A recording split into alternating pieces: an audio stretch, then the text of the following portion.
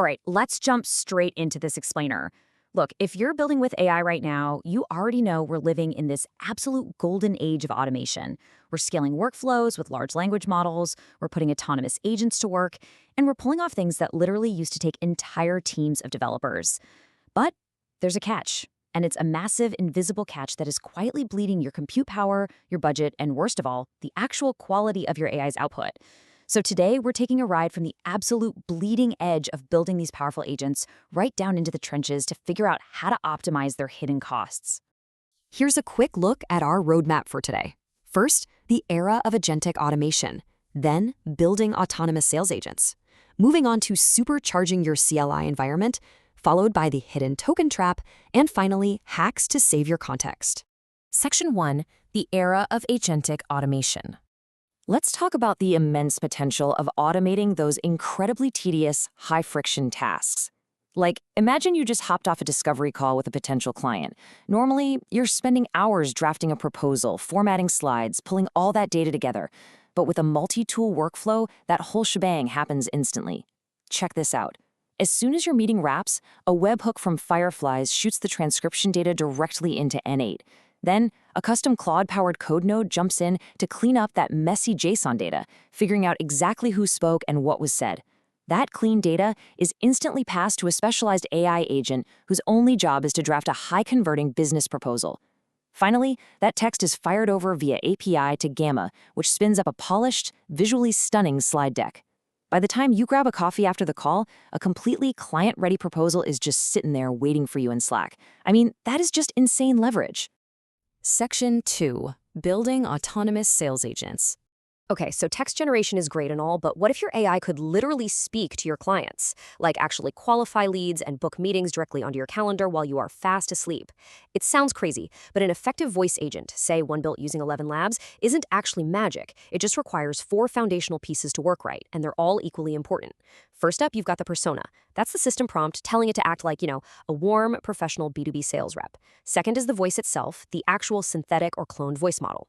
Third is knowledge. You have to ground this thing in your actual business documents or YouTube transcripts. Otherwise, it's just going to start hallucinating wild answers. And fourth, tools. You got to give it the ability to actually do things in the real world, like check your availability or submit a form. Now, let's look at how this all comes together when we hook it up with Claude Code. Instead of clicking endlessly around a dashboard for hours, you get to be the architect. Step 1, you just prompt Claude Code right in your terminal with your main goal. Something like, hey, build me a voice agent widget for my website that books calls. Step 2, you feed it your call.com and 11 Labs API keys. And step 3, you literally just let the AI act as your developer. It'll read the API docs, configure the agent, deploy the web widget, and test the tool calls all on its own. It's a real game changer. Code beats clicks every single time. Section 3. Supercharging your CLI environment. Right, so if you're building all these agents, your local terminal is basically your command center. And we're about to give it a massive upgrade. By integrating the open-source Google Workspace CLI, or GWS, your local terminal hooks natively into the entire Google ecosystem. This means you can give Claude Code permission to search and move your Drive files, manage your Gmail, check your calendar, and even create docs, sheets, or slides natively right through terminal bash commands. It even packs over 100 pre-built multi-step recipes. You don't need to mess with clunky token-heavy API endpoints anymore. Your terminal just seamlessly navigates your entire workspace.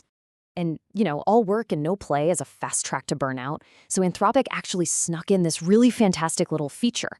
If you type the /buddy command into Claude Code, it spawns a virtual Tamagotchi-style pet right there in your terminal workspace.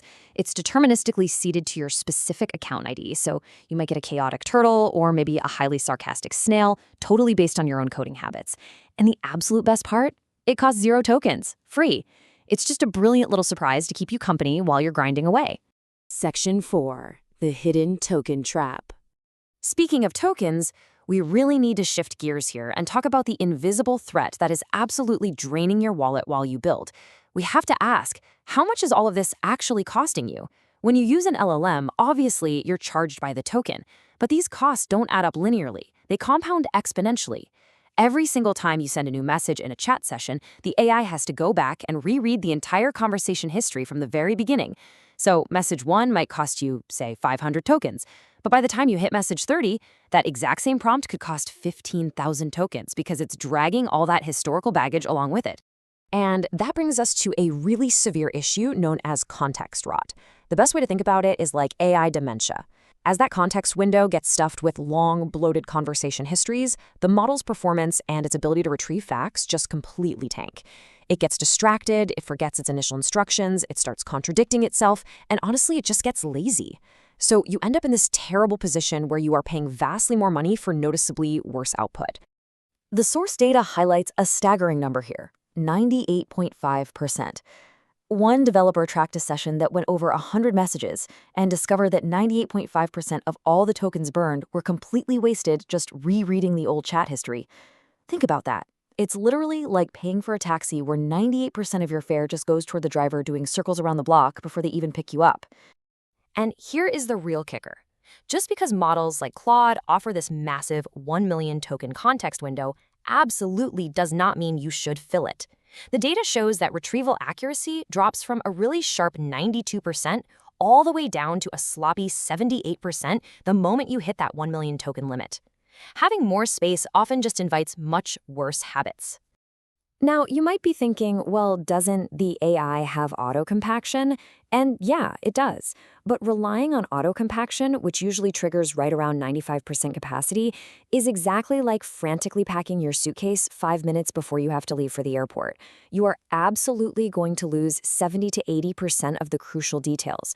Manual compaction, on the other hand, executed proactively around 60% capacity, is like carefully packing leak early. You stay in control, you preserve the really vital context, and you keep the AI incredibly sharp. Section 5. Hacks to save your context. Let's get tactical and look at some proven ways to stop bleeding tokens.